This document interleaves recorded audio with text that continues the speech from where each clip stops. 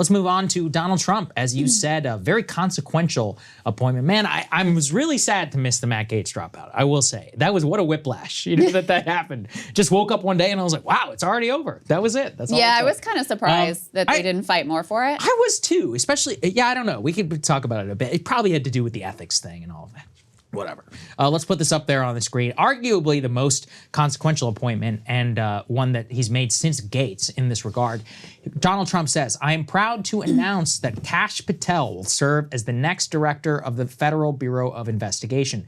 Kash is a brilliant lawyer, investigator, America First fighter, spent his career exposing corruption, defending justice, and protecting the American people. Kash Patel is a very interesting figure. He's been around Washington now since the beginning days of Donald Trump. He's kind of flitted around, I think, as as acting deputy director of national intelligence. I remember him in the White House. He took a big role in the early days of the Trump admin, from what I remember, in the declassification drive before eventually leaving the White House. Since then, he's kind of become a MAGA star online, on podcasts, appearing on Steve Bannon as well. He runs his own kind of media empire, I guess you could call it. We'll get to some of the things that he's selling in a bit. But he has, and this something is nice with the podcast election, because so many of these people have now been on podcasts, they've just spoken for hours about the type of things that they want to do. So he's given us a little bit of a preview. Let's take a listen. The FBI's footprint has gotten so freaking big, and the biggest problem the FBI has come out of its intel shops. I'd break that component out of it. I'd shut down the FBI Hoover building on day one and reopening the next day as a museum of the deep state. And I'd take the 7,000 employees that work in that building and send them across America to chase down criminals. Go be cops. You're cops. Go be cops. Go chase down murderers and drug dealers and violent offenders. What do you need 7,000 people there for? Same thing with DOJ. What are all these people doing here? Looking for their next government promotion, looking for their next fancy government title, looking for their parachute out of government. So while you're bringing in the right people, you also have to shrink. We need a 24/7 declassification office. Yes. Rolling papers out 24/7.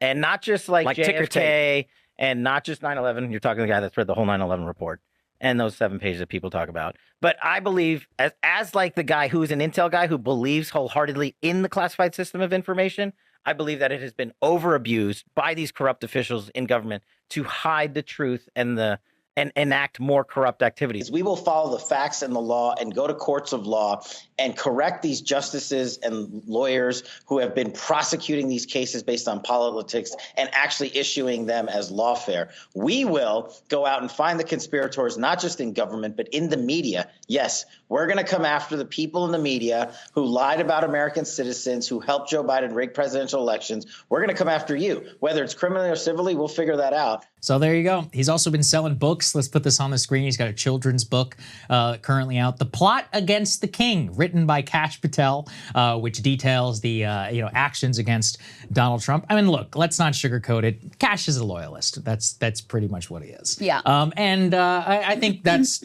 whatever. It's fine, I guess, especially in the context of what we just talked about with Hunter Biden. He will face some difficulty in confirmation. So just to explain, the FBI directors, their term is actually, basically, Chris Wray is set to serve 3 more years after his confirmation. What would have to happen, Donald Trump, of course, as the president, has the prerogative to fire Christopher Wray as the director of the FBI. This indicates that he will on day one, and then put forward Kash Patel as the nominee. Now, whether his confirmation goes through is a very open question, but at the very least, he would have the ability to serve as the acting director of the FBI for 210 days after his appointment. It's possible that, I mean, look, it's certainly possible to get confirmed, right? That he actually could get 50-some senators. I personally think it will be as difficult as the Matt Gaetz and the RFK Jr. ones, just because of the certain makeup of the Justice, the Oversight Committee in the Senate, and people like Lisa Murkowski, Susan Collins, people like John Cornyn as well, who has the senior position in that. But if Trump wants it to happen, it's very possible that it could happen. I mean, it seems likely right now that Bobby Kennedy and Pete Hegseth are going to make their way through. They seem to have the votes from the people that I've spoken to. And one of the reasons that Matt Gaetz dropped out is he was the he was the one person where even after JD took him to the Senate and they had all the meetings, they were like, it's not going to happen. So Kash, it certainly looks possible. He would, I believe, be one of the first directors of the FBI to not actually have previously served as an agent, where all previous ones had a long career in the Bureau. But to be honest, last time I was here, what I kept saying is I think people should get what they voted for and should actually get to see what actual Trumpism in practice looks like. It's about blowing shit up, and that's what Kash Patel is. So I say confirm him. Let's see it. I mean, he wants to blow up the FBI, declassify all this stuff. He genuinely is, I think it's fair to say, like an actual enemy of at least, quote unquote, the deep state, etc. He's for, declassification, transparency. I say great. As a member of the media, I think it'll be fantastic. So I hope he gets confirmed. I'd like to see it. So Ken Klippenstein, our friend, wrote a report about, he read Kash's book and watched a bunch of his appearances and whatever. And what he points out is, while the language is very sort of adversarial to the deep state, even in that clip that we played where he's like, take the 7,000 people here, and it's not fire them or fire some portion of them, it's send them about the country. So keep it in place, just not in DC. And what he gleaned from his book was that, and this won't be a surprise to anyone, he doesn't actually want to blow up the deep state. He wants to weaponize it against Trump's adversaries, which is part of what he talks about there. I mean, I think this is a pick that says, yes, all of the things that I said about retribution, and this is going to be one of my weapons in the arsenal for fulfilling that campaign pledge. So I think people should be clear-eyed about, it's not like this is going to be some wholesale FBI reform. It's just instead of, and the FBI already does plenty of surveillance of pro-Palestine protesters and lots of lefties already, but I'm going to make sure that the FBI is a consistent weapon against Donald Trump's adversaries. I think that would be the goal of Kash Patel. Now, whether he's even able to fully achieve that goal is another question, because he doesn't know his way around this agency, as you point out. Look, these people have a career. I mean, the FBI as an institution's entire career is built on insulating itself from political pressure, going back to the days of J. Edgar Hoover. And, for somebody like Kash Patel and others, they're going to fight with everything they possibly have against you. So he's got his work cut. I mean, I will say, for what you said, though, I think it's viewed a little bit differently. For what he said, it seems to be the correct thing. Why are we not spending more resources on, prosecuting murderers? I mean, the Larry Nassar case is the perfect example. I've got no problem with that. I've got no problem with that. But I don't think that we should, be... I think it's quite clear that the direction he wants to take the FBI in is not, to dismantle the agency in some way that, a leftist would want.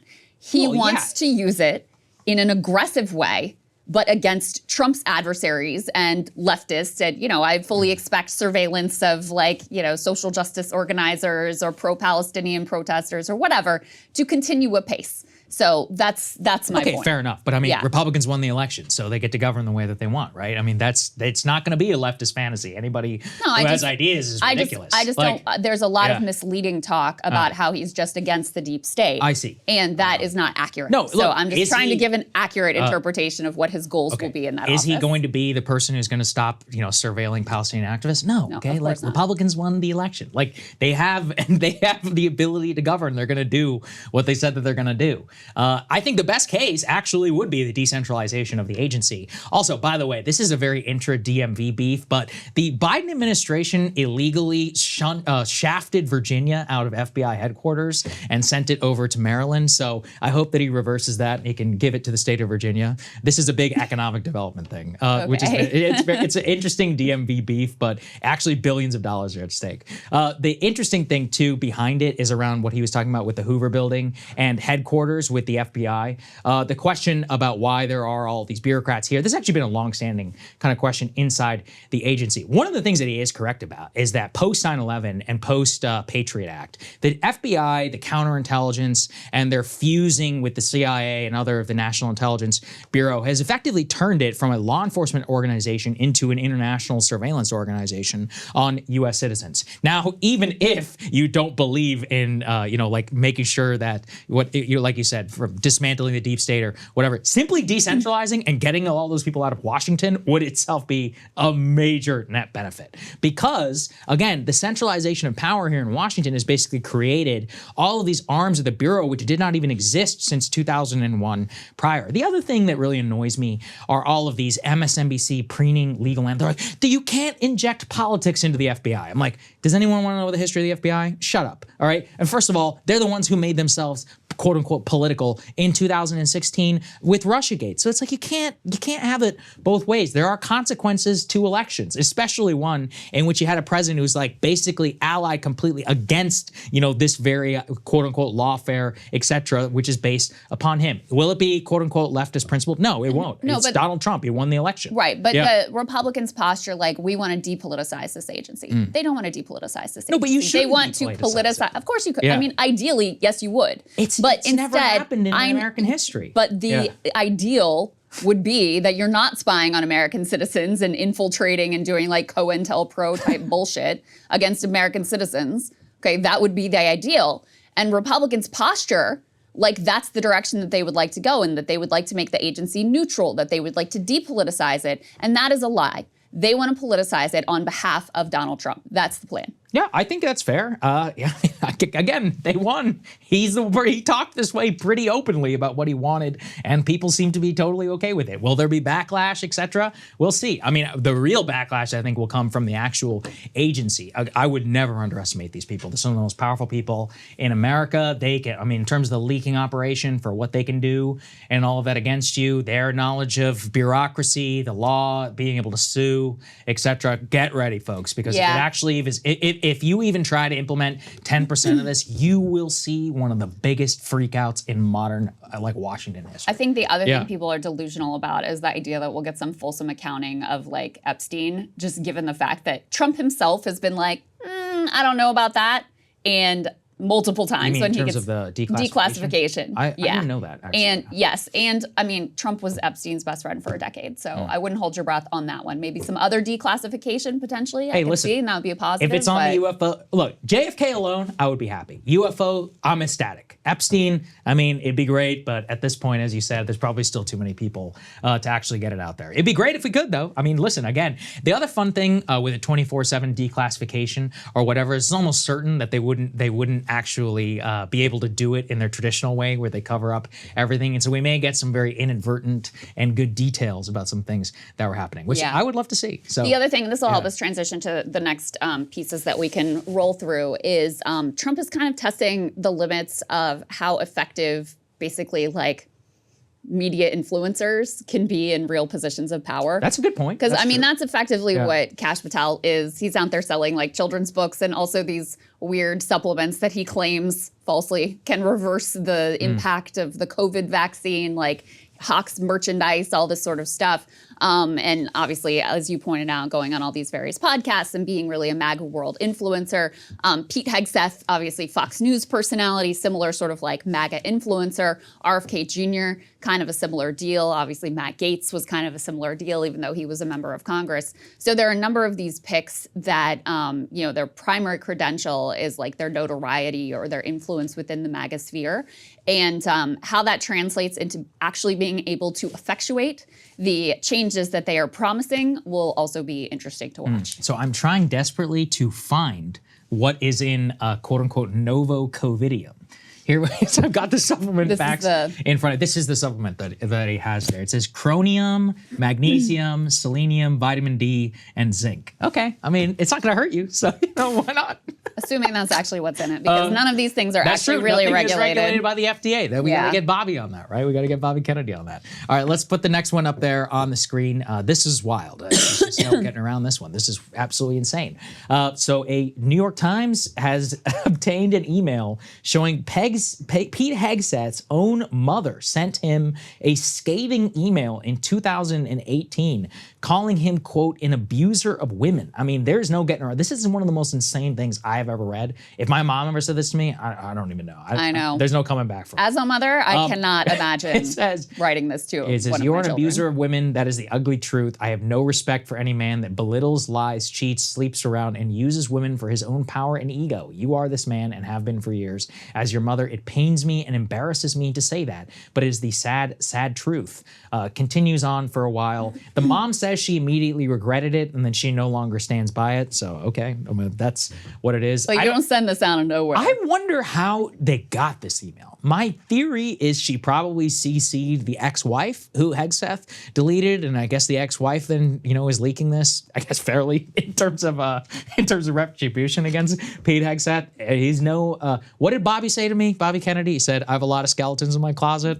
Something along Didn't those he say lines. I had a rambunctious I had a youth? rambunctious youth. I think we could say When that. the allegation when she was like 46 years old or something when that particular allegation Hey, occurred. he's a 7-year-old man, so Listen, 46 years I old just is turned kind of 43, so I appreciate that definition. There you of go. youth. Yeah, you're in the prime of Guys your will life. forgive Krystal. me my youthful indiscretion. In the we could forgive everybody of our useful indiscretion. So there it goes. Now, in terms of its overall effect, for everyone I've spoken to, and I just checked in yesterday, I think Pete's got the votes from what I can tell. He's got at the very least, he's got majority of the defense hawks on his side. He has made a lot of the phone calls. He's playing ball, it seems, with most people in Washington. And most of the senators seem, I feel like Gates, they personally really detested. Yeah. It wasn't about policy. It was really just personal. Yeah. Whereas here with Hegseth, they don't know him. On a personal level, they may not like him or anything, but the vendetta is not I bet he's a good the same. schmoozer too. Of course, he's got he those is. vibes. Yeah. Look, Hegseth, these guys, you don't become a TV star and an nationally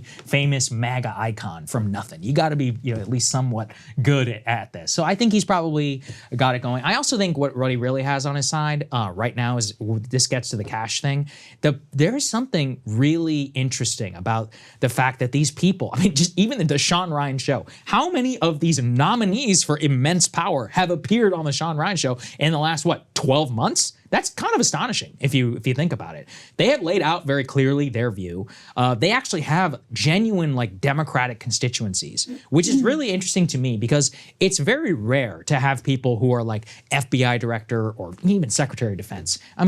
Mark Esper was Secretary of Defense. Does Mark Esper have a fan club, in Spokane, Washington? No. But Pete Hegseth, he actually does. Millions of people love Pete Hegseth. His book was #1 in the whole country. Kash Patel is a MAGA star. If you are a MAGA Mima who is out there, you know who Kash Patel is. Those are the people who are buying his books and his t-shirts and all that stuff. So it is fascinating to me to watch these people become and actually see what it will look like in power. Right. Whether it will work out, I have no idea. In general, the biggest problem that these people outsiders always face this when they come into Washington is Washington is a machine. It knows exactly how to deal with outsiders. It's like, oh, you wrote a book? That's cute. I'm going to fuck you sideways because I know exactly, where all the bodies are buried, etc. I can drag this shit out as long as possible. That's why, in general, a little bit of experience and also being an outsider, those two things are the things that really can make you successful. But, I don't want to speak too soon. It's still certainly possible that something can happen. I think the other question with Pete Hegseth is if there's any other shoes to drop.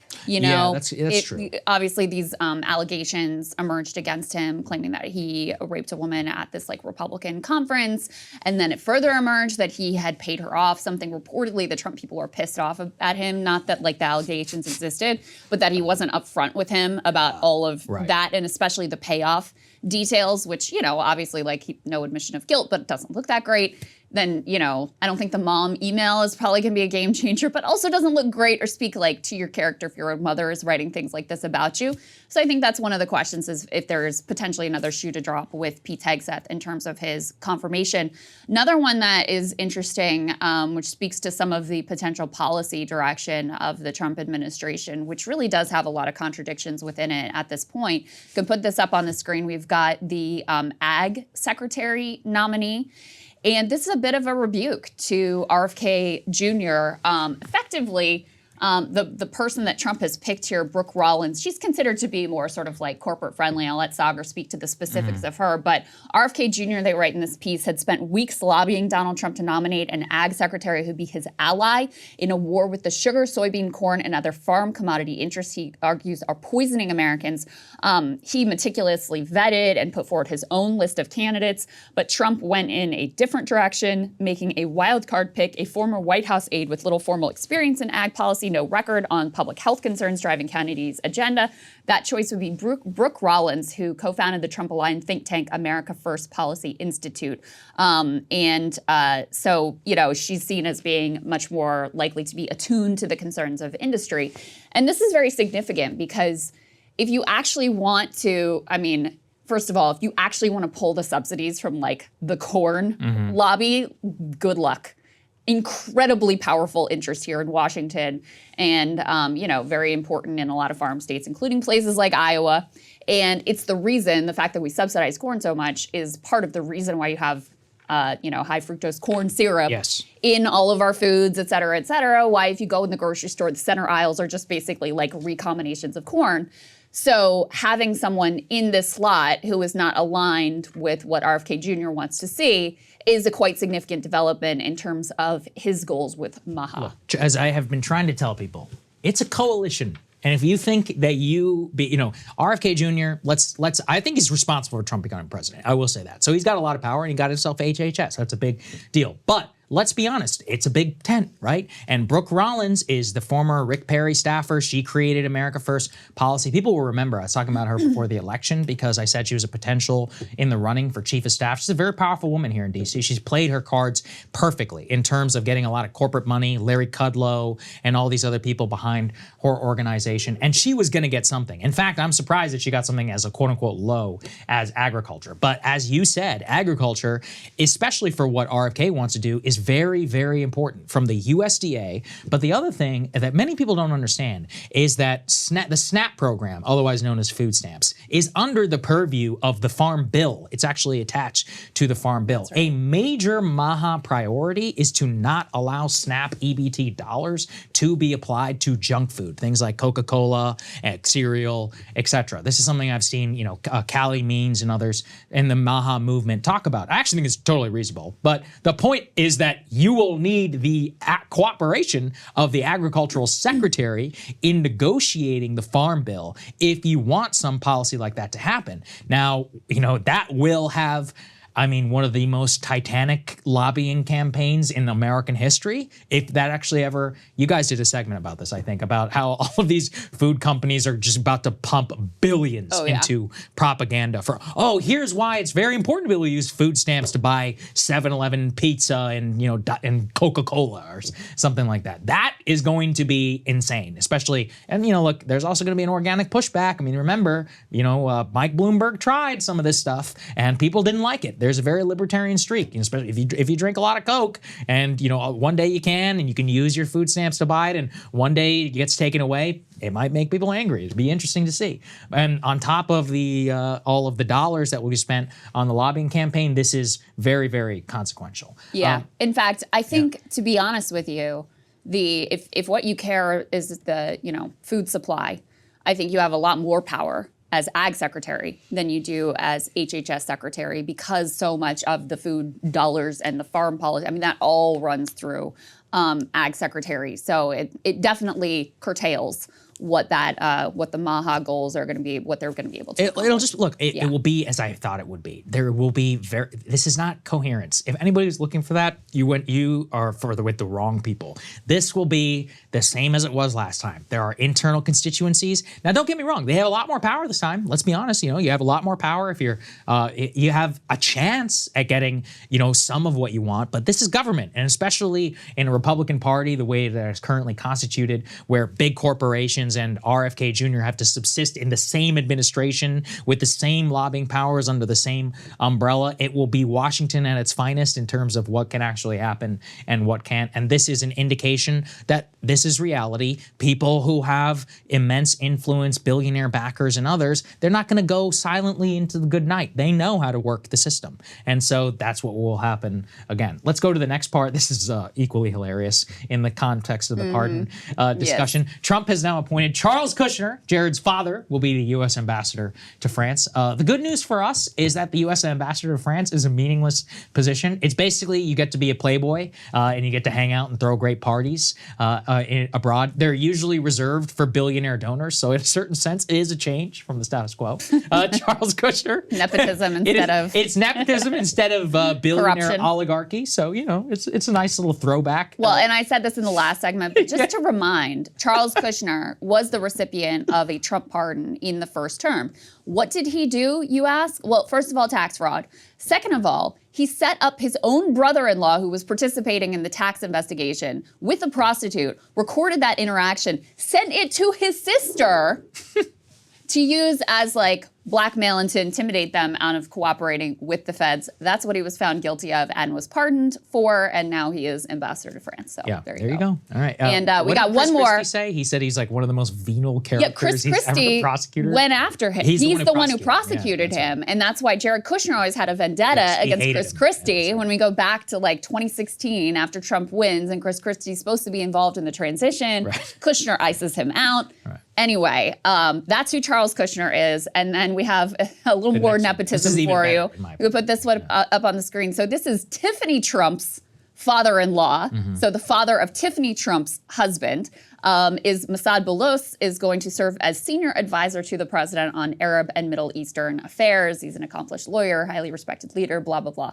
As far as I could tell, we don't know a lot about what his actual like ideology is. He's a Lebanese Christian. With respect to the Middle East, there was some reporting that he had sought a position in the Lebanese parliament at some point in 2009, but then he disputes that. So anyway, we'll see what we get with him. But, you know, in fairness, it can't be worse than the advisors that Biden has had when it comes to the Middle East. Right. So I mean, in a certain sense, Trump is returning to the monarchical traditions of the American presidency. You appoint your family members as a part of the imperial family to be your ambassadors. When I was Japan, I was reading a lot of books on Japan. It actually reminds me a little bit of all of that. So anyway, there you go.